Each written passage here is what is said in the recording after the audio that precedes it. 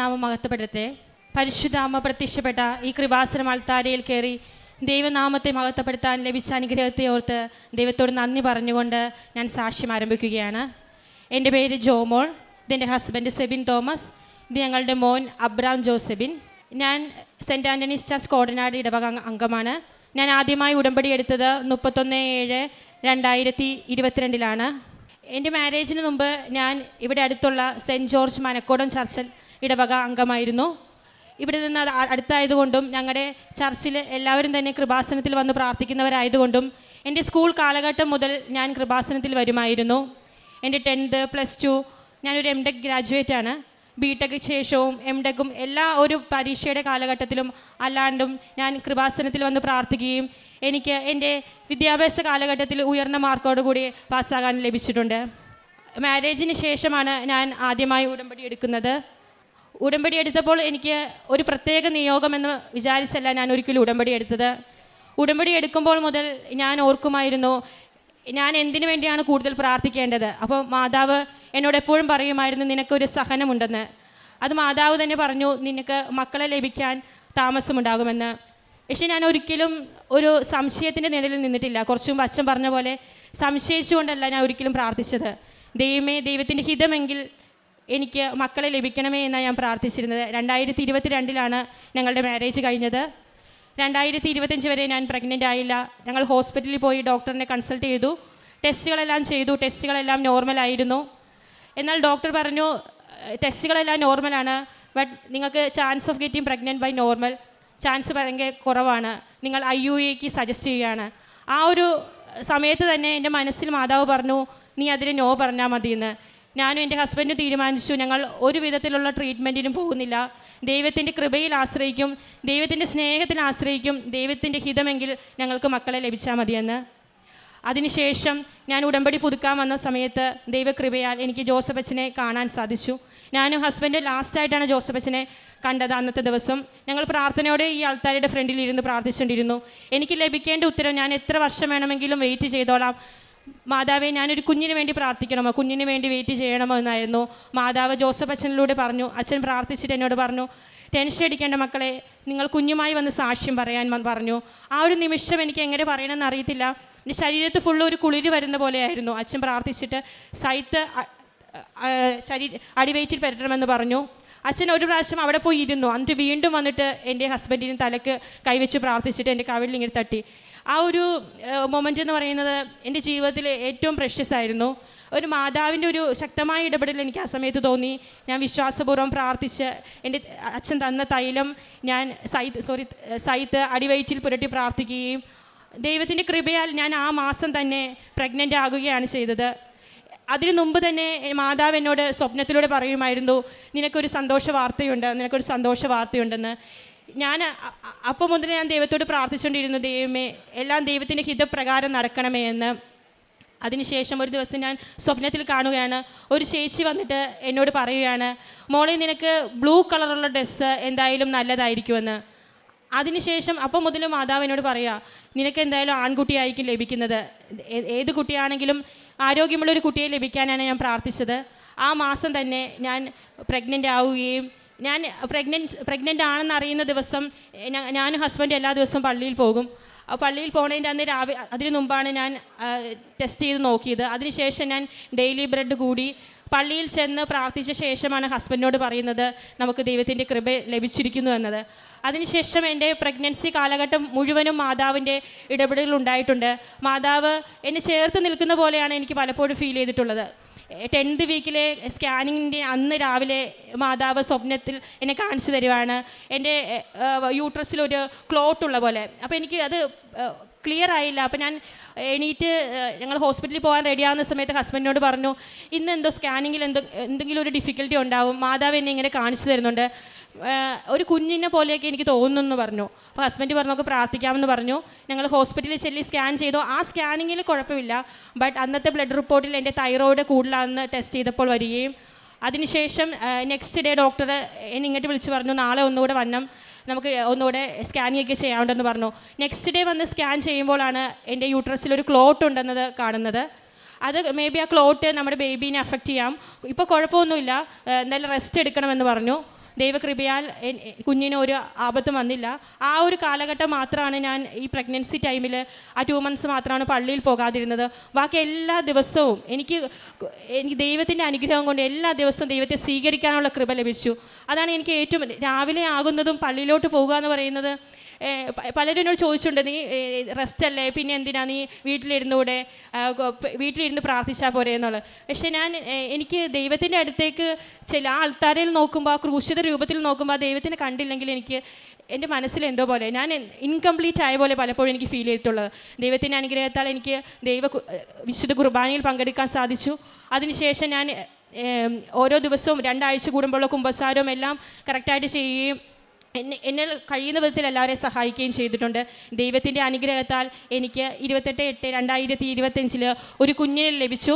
ഞാൻ പ്രഗ്നൻ്റ് ആണെന്ന് അറിയുന്ന ദിവസം ഞാൻ പള്ളിയിൽ പോയപ്പോൾ അന്ന് അവിടെ വായിച്ച വായനയിൽ അബ്രാഹത്തിൻ്റെയും എലിസബത്തിൻ്റെയും പറ്റിയായിരുന്നു. അന്ന് അതിലൂടെ എനിക്ക് മാതാവ് എന്നോട് പറഞ്ഞു, നീ അബ്രാം എന്നുള്ളൊരു പേര് നോട്ട് ചെയ്ത് വെച്ചോ എന്ന്.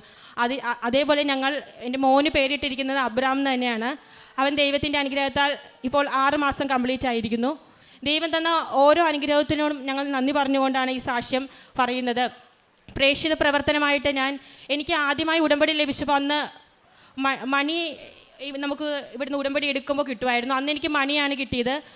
അപ്പോൾ അതിലൂടെ മാതാവ് എന്നോട് പറഞ്ഞു, നീ ലോകമെങ്ങും പോയി എല്ലാ സൃഷ്ടികളോട് സുവിശേഷം പ്രസംഗിക്കുമെന്നാണ് പറഞ്ഞത്. ഉടമ്പടിയെ പറ്റി പറയാൻ ഞാൻ ഡ്യൂട്ടിക്ക് പോകും, ഞാൻ അങ്കമാലിലാണ് വർക്ക് ചെയ്യുന്നത്. ഡ്യൂട്ടിക്ക് പോകുമ്പോഴും എല്ലാം ഞാൻ കൃപാസനം പത്രം എല്ലാ ബസ് സ്റ്റോപ്പുകളിലും ഇറങ്ങി കൊടുക്കുകയും അവരോട് ഉടമ്പടിയെ പറ്റി പറയുകയും പലരും എന്നോട് ചോദിച്ചിട്ടുണ്ട്, എങ്ങനെയാണ് മോളെ ഉടമ്പടി എടുക്കുന്നത്, മോൾക്ക് അനുഗ്രഹം ലഭിച്ചോ. എന്നോട് ഒരു പ്രാവശ്യം ഒരു ചേട്ടൻ ചോദിച്ചു, മോൾ എന്തിനു വേണ്ടിയാണ് ഉടമ്പടി എടുത്തതെന്ന്. ഞാൻ പറഞ്ഞു, ചേട്ടാ ഞാൻ എൻ്റെ ഒരു പ്രത്യേക നിയോഗത്തിന് വേണ്ടിയല്ല, ഞാൻ ദൈവത്തിൻ്റെ സ്നേഹത്തിൽ നിലനിൽക്കാനും ഒരു ചിട്ടയായ ഒരു ജീവിതം ക്രമപ്പെടുത്താനും വേണ്ടിയാണ് ചെയ്തതെന്നാണ് ആ ചേട്ടനോട് പറഞ്ഞത്. പലപ്പോഴും നമ്മൾ ദൈവത്തെ പറ്റി പ്രഘോഷിക്കുമ്പോൾ അന്ന് നമ്മുടെ ജീവിതത്തിൽ പല അനുഭവങ്ങളും ഉണ്ടാകാറുണ്ട്. എനിക്കത് സ്വന്തമായിട്ട് പേഴ്സണലായിട്ട് ഫീൽ ചെയ്തിട്ടുള്ളൊരു കാര്യമാണ്. അങ്ങനെ ദൈവത്തെ പറ്റി പ്രഘോഷിക്കാനും മാതാവിന് തന്ന ഉടമ്പടിയെ പറ്റി പ്രഘോഷിക്കാനും ദൈവത്തിൻ്റെ കൃപ ഞങ്ങൾക്ക് ലഭിച്ചു.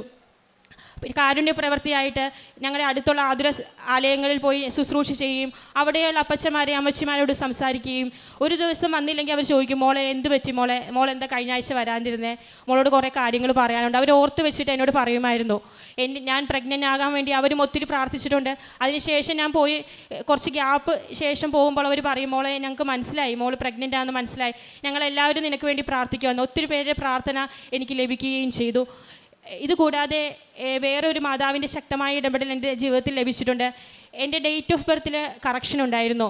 10th മുതലുള്ള സർട്ടിഫിക്കറ്റ്സിൽ എല്ലാം എനിക്ക് കറക്ഷൻ ഉണ്ടായിരുന്നു. ഞാൻ ഫസ്റ്റ് സ്റ്റാൻഡേർഡ് മുതൽ 10th വരെ 4 സ്കൂളിൽ പഠിച്ചിട്ടുണ്ട്, പാരൻസ് എബ്രോഡ് ആയതുകൊണ്ട്. അപ്പോൾ 10th സർട്ടിഫിക്കറ്റ് കറക്ഷൻ ചെയ്യണമെങ്കിൽ ഈ എല്ലാ സ്കൂളിലും ചെന്നിട്ട് നമുക്ക് ക്ലിയറൻസ് സർട്ടിഫിക്കറ്റ് കിട്ടണം. അവിടുത്തെ അപ്പോൾ ഞാൻ പഠിച്ച ഒരു സ്കൂളിൽ LP സ്കൂളിൽ ചെല്ലുമ്പോൾ അവരുടെ റിനോവേഷൻ്റെ ഭാഗമായിട്ട് എൻ്റെ നെയിം ഉണ്ടായിരുന്ന ആ റെക്കോർഡ് കാണുന്നില്ല എന്ന് പറയുകയും, ഞാൻ നോക്കട്ടെ, കഴിഞ്ഞ ദിവസം ഇതേപോലെ ഒരു സ്റ്റുഡൻറ്റ് വന്ന് ചോദിച്ചപ്പോൾ കിട്ടിയില്ലെന്ന് പറഞ്ഞു. ഞാൻ അവിടെ ഇരുന്ന് ഉടമ്പടി ഉപ്പിട്ട് പ്രാർത്ഥിക്കുകയും വിശ്വാസ പ്രമാണം ചൊല്ലിയ ഫലമായിട്ട് അവിടെ നിന്നൊരു ടീച്ചർ വരികയും ആ ടീച്ചർ എൻ്റെ ഒപ്പം പഠിച്ചൊരു കുട്ടിയുടെ അമ്മയായിരുന്നു. അങ്ങനെ ആ ടീച്ചർ വഴി എനിക്ക് ആ സർട്ടിഫിക്കറ്റ് ക്ലിയറൻസ് ലഭിക്കുകയും SLCയുടെ സർട്ടിഫിക്കറ്റിൽ കറക്ഷൻ ലഭിക്കുകയും ചെയ്തു. ബട്ട് അതിനുശേഷം ഞാൻ BTech MTech എല്ലാം പഠിച്ചത് തമിഴ്നാട്ടിലാണ്, അണ്ണാ യൂണിവേഴ്സിറ്റി ചെന്നൈ. അവിടെ ഒരു പ്രോപ്പർ പ്രൊസീജിയർ ഇല്ലായിരുന്നു. ഞാൻ എല്ലാവരും കോൺടാക്ട് ചെയ്യുമ്പോൾ അവർക്ക് അറിയത്തില്ല. ഞങ്ങളുടെ കൺസേൺ സ്റ്റാഫിനെ കോൺടാക്ട് ചെയ്യുമ്പോഴും അവരെല്ലാം പറയുന്നത് ഞങ്ങൾക്ക് അറിയത്തില്ല, നിങ്ങൾ യൂണിവേഴ്സിറ്റിയിൽ വിളിക്കൂ.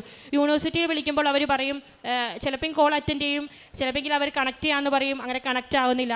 അതിനുശേഷം ഒരു ദിവസം ഞാൻ പ്രാർത്ഥിച്ചുകൊണ്ടിരിക്കുമ്പോൾ തന്നെ യൂണിവേഴ്സിറ്റിയിൽ നിന്ന് എന്നെ കോൾ ബാക്ക് ചെയ്യുകയും ഇന്ന പ്രൊസീജിയറാണ് ചെയ്യേണ്ടത്, ഓൺലൈനിൽ ഇങ്ങനെ ചെയ്യണമെന്ന് പറയുകയും എനിക്ക് കുറച്ച് ദിവസത്തിന് തന്നെ എൻ്റെ എല്ലാം ഇൻഡിവിജ്വൽ സെമസ്റ്റർ ഷീറ്റിലും ഡേറ്റ് ഓഫ് ബർത്ത് ഉണ്ടായിരുന്നു. അങ്ങനെ 15 സർട്ടിഫിക്കറ്റുകൾ എനിക്ക് മാറ്റി കിട്ടുകയും മാതാവിൻ്റെ ഇടപെടലോടുകൂടി എനിക്ക് എല്ലാം ക്ലിയർ ആകുകയും ചെയ്തു. മാതാവ് എൻ്റെ ജീവിതത്തിലും എൻ്റെ കുടുംബത്തിലും തന്ന എല്ലാ അനുഗ്രഹങ്ങളെയും ഓർത്ത് ദൈവത്തിനോട് നന്ദി പറഞ്ഞുകൊണ്ട് ഈ സാക്ഷി ഞാൻ സമർപ്പിക്കുന്നു. ലൂക്ക 1:49 ശക്തനായവൻ എനിക്ക് വലിയ കാര്യങ്ങൾ ചെയ്തിരിക്കുന്നു, അവിടുത്തെ നാമം പരിശുദ്ധമാണ്. ജമോൾ എന്ന ഈ സഹോദരിയുടെ അതിശക്തമായ ഉടമ്പടി ജീവിതാനുഭവ സാക്ഷ്യമാണ് നമ്മൾ കേട്ടത്.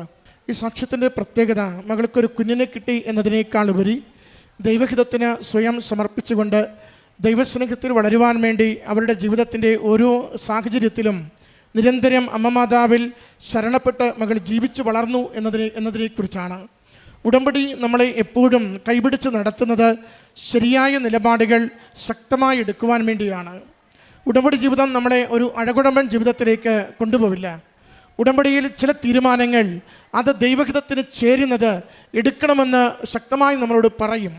ആ നിമിഷങ്ങളിൽ നമ്മളെടുക്കുന്ന നിലപാടുകൾക്ക് അത് വലിയ വിലയുണ്ടാവും. ദൈവത്തിന് ചേരുന്ന നിലപാടെടുത്താൽ അത് നമ്മളെ അനുഗ്രഹത്തിലേക്ക് നയിക്കും. ദൈവത്തിന് നിരക്കാത്ത നിലപാടെടുത്താൽ അത് നമുക്ക് കഷ്ടതകൾ വർദ്ധിപ്പിക്കുകയും ചെയ്യും. സഹോദരി സാക്ഷ്യത്തിൽ പങ്കുവെക്കുന്നുണ്ട്, ഉടമ്പടി എടുക്കുന്ന നാളുകളിൽ മകൾക്ക് ലഭിച്ച ഒരു സന്ദേശമാണ് കുഞ്ഞുങ്ങളുണ്ടാകുവാൻ വൈകുമെന്ന്.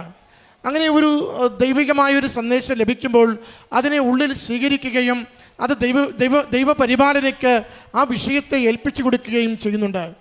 പിന്നീട് ഡോക്ടർമാരെ കാണുമ്പോൾ അവർ പറയുന്നുണ്ട്, IUI ചെയ്താലേ നമുക്ക് എന്തെങ്കിലും സാധ്യത പ്രതീക്ഷിക്കുവാനുള്ളൂ എന്ന്. അതാണ് നിലപാടെടുക്കുന്ന നിമിഷമെന്ന് പറയുന്നത്.